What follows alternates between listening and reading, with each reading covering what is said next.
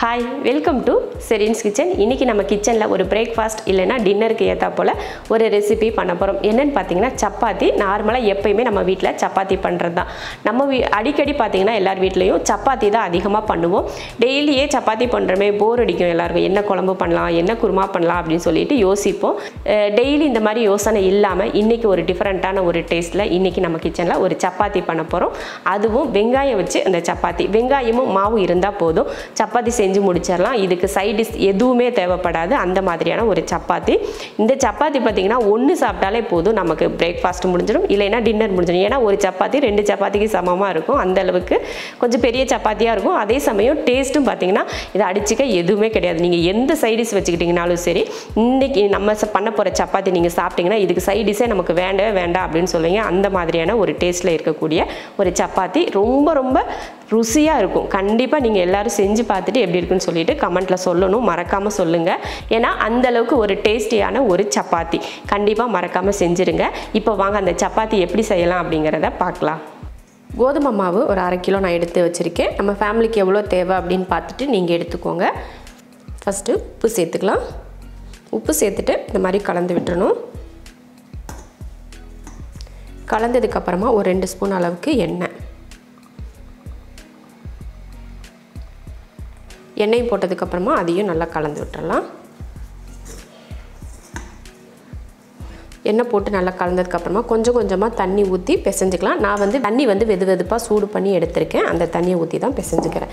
இப்போ இதை நல்லா சப்பாத்தி மாவு பதத்துக்கு பிசைஞ்சு எடுத்துக்கலாம்.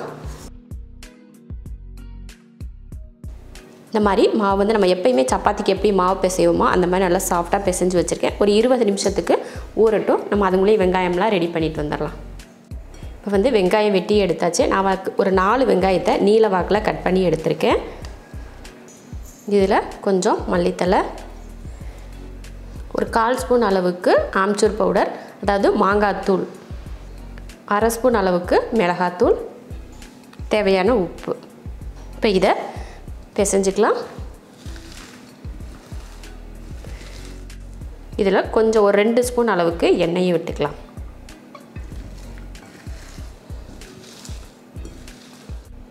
பார்த்திங்கன்னா வெங்காயம், மிளகாத்தூள், ஆம்ச்சூர் பவுடர்லாம் போட்டு நல்லா கலந்து வச்சாச்சு. இப்போ வெங்காயமும் ரெடியாக இருக்குது. மாவும் பார்த்திங்கன்னா நல்லா ஊறிடுச்சு. இப்போ நம்ம தேய்ச்சிக்கலாம். நம்ம எப்பயுமே சப்பாத்திக்கு எடுப்போம் இல்லையா, அந்த மாதிரி இந்த மாதிரி கொஞ்சம் பெரிய சைஸாகவே எடுத்துக்கலாம். ஏன்னா உள்ளே வெங்காயத்தை நம்ம ஸ்டஃப் பண்ணணும் இல்லையா, அதனால் கொஞ்சம் பெருசாகவே நான் எடுத்திருக்கேன். நம்ம எப்பயுமே சப்பாத்திக்கு தேய்க்கிற மாதிரி தேய்ச்சிக்கலாம்.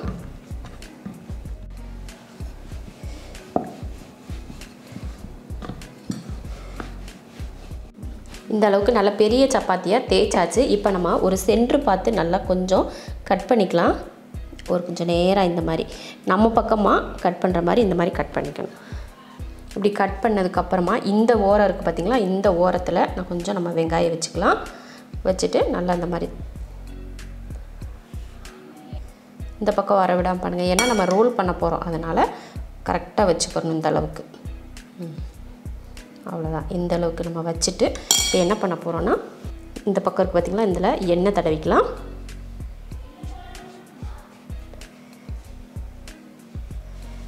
எல்லா பக்கமுமே தடவிக்கலாம். ஏன்னா மொத்தமாக நம்ம ரோல் பண்ண தான் போகிறோம், அதனால் எல்லாத்துலேயும் எண்ணெய் தடவிடலாம்.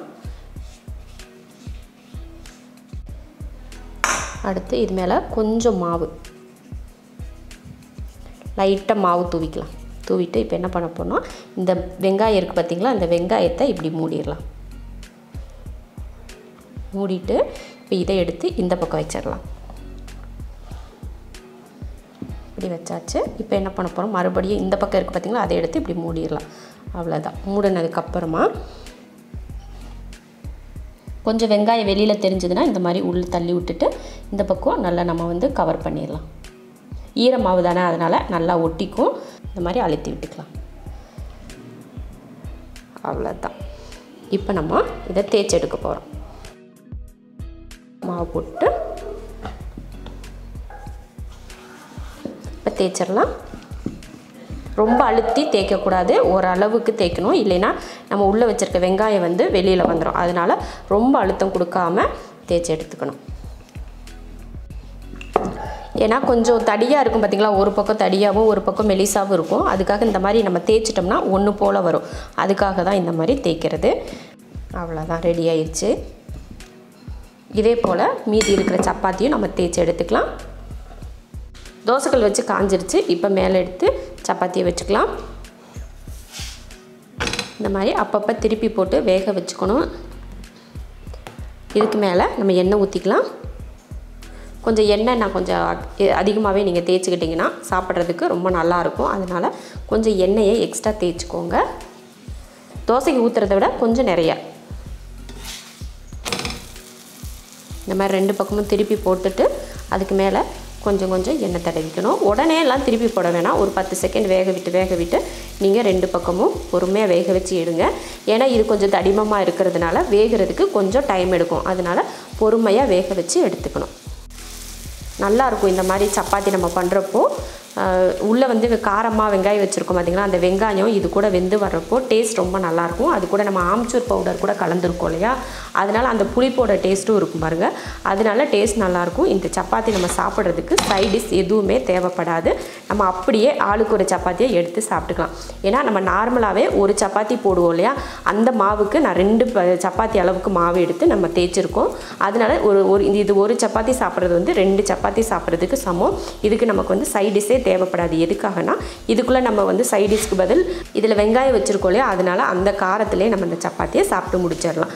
ஈஸியான ஒரு பிரேக்ஃபாஸ்ட்டோ டின்னரோ உங்களுக்கு தேவை அப்படின்னா இந்த மாதிரி நீங்கள் செஞ்சுக்கோங்க. எல்லாருக்கும் ரொம்ப பிடிக்கும். எப்பயுமே நம்ம ஒரே மாதிரி செஞ்சு சாப்பிட்டுட்ருப்போம் சப்பாத்தி. இதுக்கு வந்து நம்ம சைடிஷ் பண்ணணும் அப்படின்னா குழம்பு செய்யணுமோ குருமா செய்யணுமோ ஏதோ அடுப்பில் தாளித்து கொதிக்க விட்டு இந்த மாதிரி நேரம் ஆகும். நம்ம வெங்காயத்தை கட் பண்ணி மிளகாத்தூள் ஆம்ச்சூர் பவுடர் இந்த மாதிரி போட்டு இந்த மாதிரி பண்ணிக்கிட்டால் ரொம்ப ஈஸியான வேலை நமக்கு முடிஞ்சிடும். அதே சமயம் டேஸ்ட்டும் பார்த்திங்கன்னா சூப்பராக இருக்கும். இதே போல் பொறுமையாக 2 பக்கமும் வேக வச்சு எடுத்துக்கோங்க. அடுப்பை சிம்மில் வச்சு கூட நீங்கள் வேக வச்சுக்கலாம். அது உங்கள் விருப்பம். சிம்மில் வச்சு வேக வச்சிங்கன்னா நல்லா பொறுமையாக வேகும். நீங்கள் ஹை ஃப்ளேமில் வச்சு வேக வைக்கிறத விட சிம்மில் வச்சு வேக வைக்கிறது ரொம்ப நல்லது. பாருங்கள், நம்ம 2 பக்கமும் நல்லா சூப்பராக வேக வச்சு எடுத்தாச்சு. இப்போ இதை ஒரு பிளேட்டுக்கு மாற்றிடலாம். இதே போல் மீதி இருக்கிற சப்பாத்தியும் போட்டு எடுத்துக்கலாம். அருமையான ஒரு வெங்காய சப்பாத்தி ரெடி ஆயிடுச்சு. இதுக்கு நமக்கு சைடிஷே தேவைப்படாது. அந்த மாதிரியான ஒரு சப்பாத்தி பாருங்கள், அவ்வளோ அருமையாக இருக்குது பாருங்கள். உள்ள லேயர் வந்து ரொம்ப நல்லா வெந்திருக்கு. சப்பாத்தியும் பார்த்திங்கன்னா உள்ளே நல்லா வெந்திருக்கு. அப்படியே ஆவி பறக்க சுட சுட ரெடி ஆயிடுச்சு. கண்டிப்பாக இதே போல் பிரேக்ஃபாஸ்ட் இல்லைனா டின்னருக்கு நீங்கள் ட்ரை பண்ணி பாருங்கள். ரொம்ப நல்லாயிருக்கும். உங்களுக்கு வேலையும் ரொம்ப ஈஸியாக முடியும். குழம்பு தாளிக்க வதக்க பொரிக்க இந்த மாதிரி எதுவுமே உங்களுக்கு வேலை இருக்காது. சிம்பிளான ஒரு சைடிஷோடு முடிஞ்சிடும். இது செஞ்சிட்டிங்கன்னா உங்களுக்கு சைடிஷ் கண்டிப்பாக தேவைப்படாது. அந்த மாதிரி ஒரு சப்பாத்தி இதே மெத்தடில் செஞ்சு பார்த்துட்டு எப்படி இருக்குன்னு சொல்லிட்டு கமெண்ட்டில் சொல்லுங்கள். பிடிச்சிருந்தா லைக் பண்ணிவிட்டு ஷேர் பண்ணிவிட்டு நம்ம ஷெரின்ஸ் கிச்சன் சேனலை சப்ஸ்கிரைப் பண்ணி பக்கத்தில் இருக்க பெல் ஐக்கானை கிளிக் பண்ணி வச்சுக்கோங்க.